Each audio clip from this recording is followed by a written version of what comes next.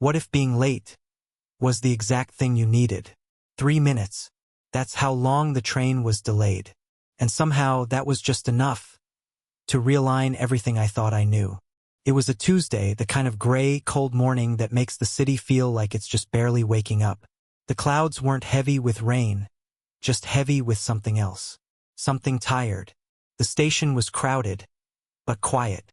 Everyone buried in their phones, their earbuds, their own thoughts. I was one of them. I had been running on autopilot for months. Wake up, work, come home, scroll, sleep, repeat. Nothing terrible had happened, but nothing meaningful had either. I wasn't really living, just existing between calendar events and coffee breaks. That morning I was early. For once. I stood on the platform at 7:48 a.m., hands deep in my coat pockets, staring down the tracks like I could will the train to arrive sooner. Didn't. An announcement crackled through the speaker. Northbound train to Fairmont delayed.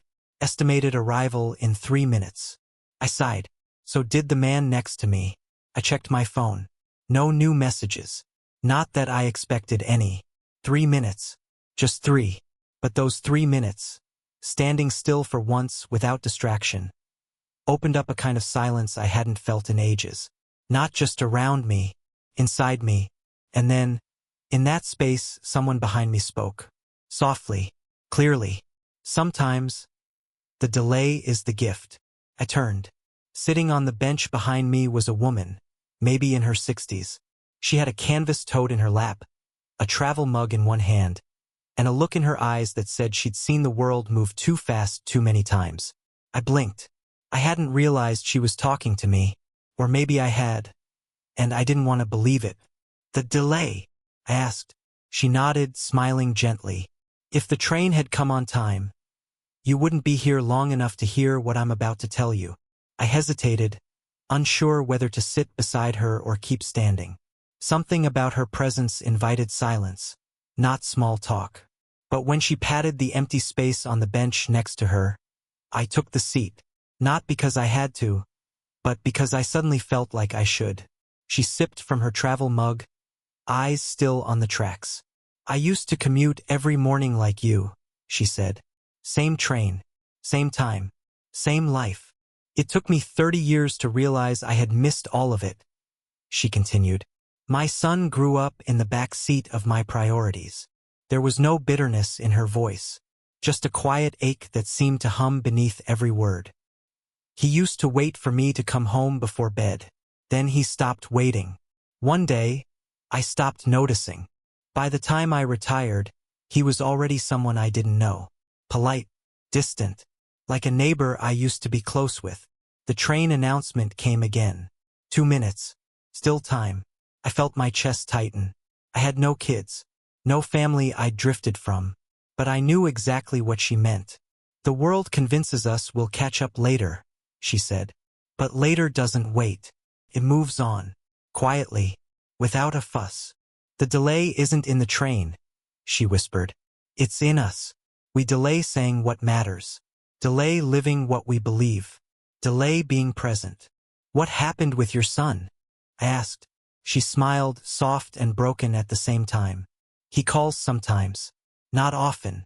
But when he does, I tell him everything I wish I'd said before. You still have time. Whatever it is you're not saying, say it.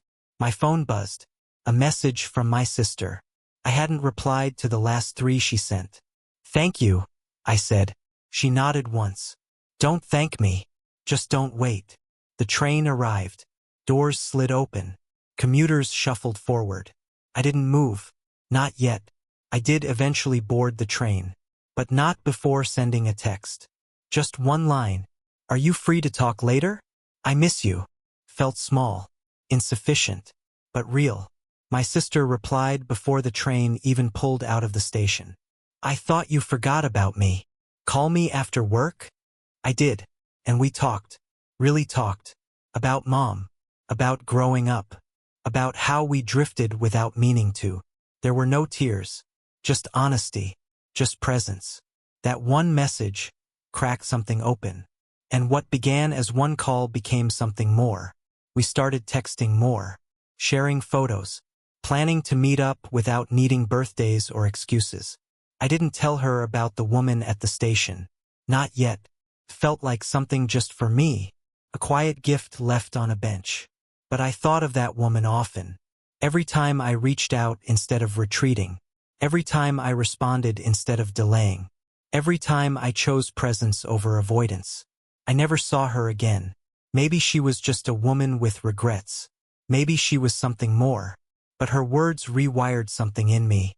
The delay isn't in the train. It's in us.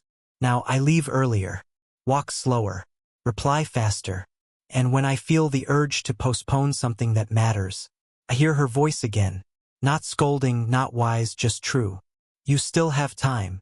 And that's what 3 minutes gave me. Not a lesson. A second chance.